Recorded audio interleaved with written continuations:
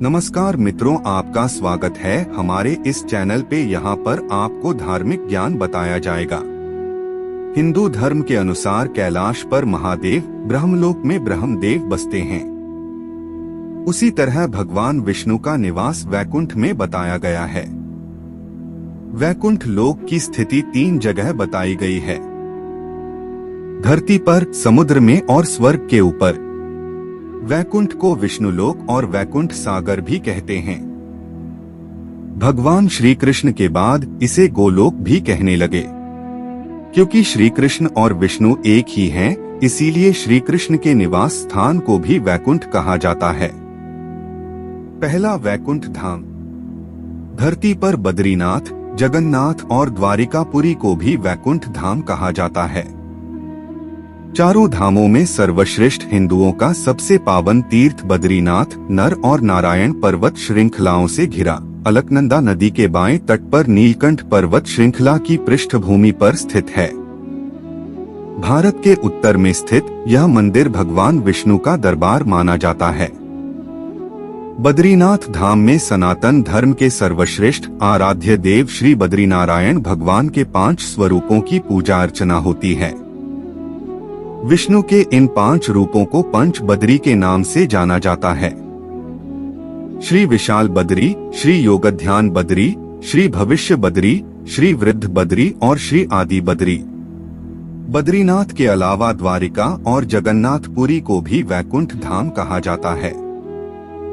कहते हैं कि सतयुग में बद्रीनाथ धाम की स्थापना नारायण ने की थी। त्रेतायुग में रामेश्वरम की स्थापना स्वयं भगवान श्री राम ने की थी। द्वापर युग में द्वारिका धाम की स्थापना योगीश्वर श्री कृष्ण ने की और कलयुग में जगन्नाथ धाम को ही वैकुंठ कहा जाता है।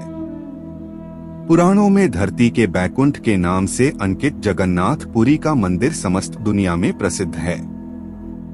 ब्रह्मा और स्कंद पुराण के अनुसार पुरी में भगवान विष्णु ने पुरुषोत्तम नीलमाधव के रूप में अवतार लिया था। दूसरा वैकुंठ धाम। दूसरे वैकुंठ की स्थिति धरती के बाहर बताई गई है। इसे ब्रह्मांड से बाहर और तीनों लोकों से ऊपर बताया गया है। यह धाम दिखाई देने वाली प्रकृति से 3 गुना बड़ा है। इसकी देखरेख के लिए भगवान के 96 करोड़ पार्षद तैनात हैं। हमारी प्रकृति से मुक्त होने वाली हर जीवात्मा इसी परमधाम में शंख, चक्र, गदा और पद्म के साथ प्रविष्ट होती है। वहां से वह जीवात्मा फिर कभी भी वापस नहीं होती। यहाँ श्री विष्णु अपनी 4 पटरानियों श्रीदेवी, भूदेवी, नीला और महालक्ष्मी के साथ निवास करते हैं। इसी वैकुंठ के बारे में कहा जाता है कि मरने के बाद विष्णु भक्त पुण्यात्मा यहाँ पहुँच जाती है।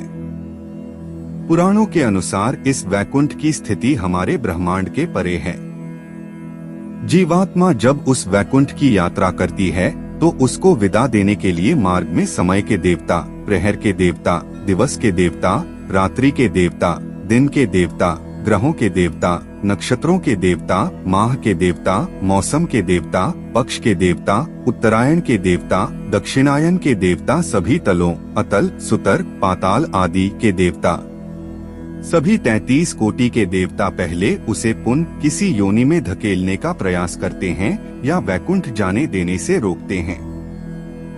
लेकिन जो जीवात्मा प्रभु श्री विष्णु की शरणागति होता है, उसको ये सभी एकपाद विभूति के अंतिम सीमा तक जाते हैं और त्रिपाद विभूति के बाहर प्रवाहित होने वाली विरजा नदी के तट पर छोड़ देते हैं।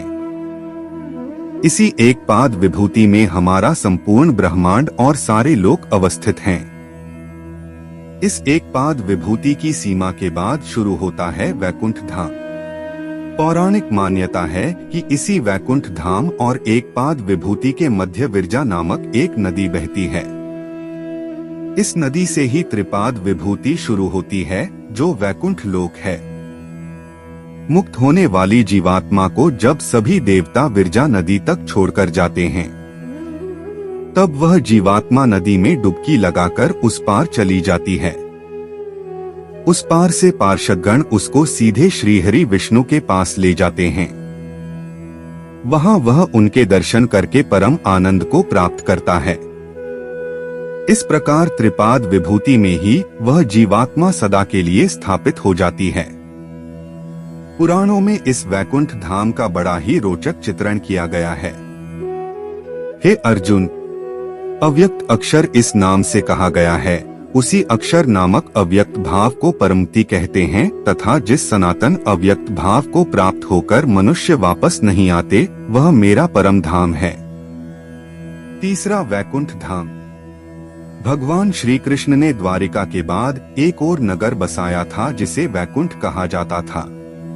कुछ इतिहासकारों के मुताबिक अरावली की पहाड़ी श्रृंखला पर कहीं वैकुंठ धाम बसाया गया था, जहां इंसान नहीं, सिर्फ साधक ही रहते थे। भारत की भौगोलिक संरचना में अरावली प्राचीनतम पर्वत है।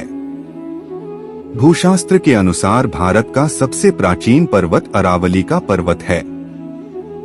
माना जाता है कि यहीं पर श्री कृष्ण ने वैकुंठ नगरी बसाई थी। राजस्थान में यह पहाड़ नैऋत्य दिशा से चलता हुआ ईशान दिशा में करीब दिल्ली तक पहुंचा है। वैकुंठ और परमधाम में अंतर। परमधाम कहते हैं कि परमधाम में जाने के बाद जीवात्मा सदा के लिए जीवन और मरण के चक्र से मुक्त हो जाती है। यह धाम सबसे ऊपर अर्थात सर्वोच्च है। यहाँ निरंतर अक्षय सुख की अनुभूति होती रहती है। यह धाम स्वयं प्रकाशित है।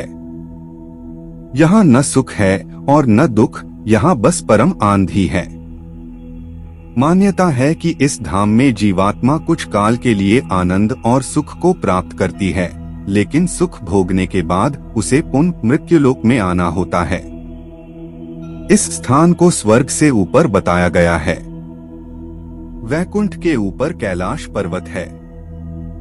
वैकुंठ को सूर्य और चंद्र प्रकाशित करते हैं। यहाँ गौर करें तो यह विष्णु का बद्रीनाथ धाम हो सकता है। हिंदू धर्म के अनुसार भगवान श्री विष्णु के धाम को वैकुंठ धाम कहा जाता है।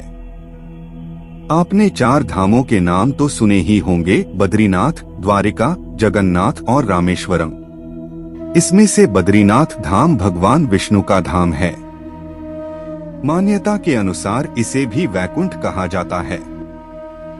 यह जगत पालक भगवान विष्णु का वास होकर पुण्य, सुख और शांति का लोक है। हे अर्जुन, जिस परम पद को प्राप्त होकर मनुष्य लौटकर संसार में नहीं आते, उस स्वयं प्रकाश परम पद को न सूर्य प्रकाशित कर सकता है, न चंद्रमा और न अग्नि ही, वही मेरा परम धाम है। हे अर्जुन, ब्रह्मलोक सहित सभी लोक पुनरावर्ती हैं, परंतु हे कुंती पुत्र, मुझको प्राप्त होकर पुनर्जन्म नहीं होता, क्योंकि मैं कालातीत हूँ और ये सब ब्रह्मादि के लोक काल द्वारा सीमित होने से अनित्य हैं। हमारे चैनल के साथ जुड़े रहने के लिए चैनल को जरूर सब्सक्राइब करें। धन्यवाद।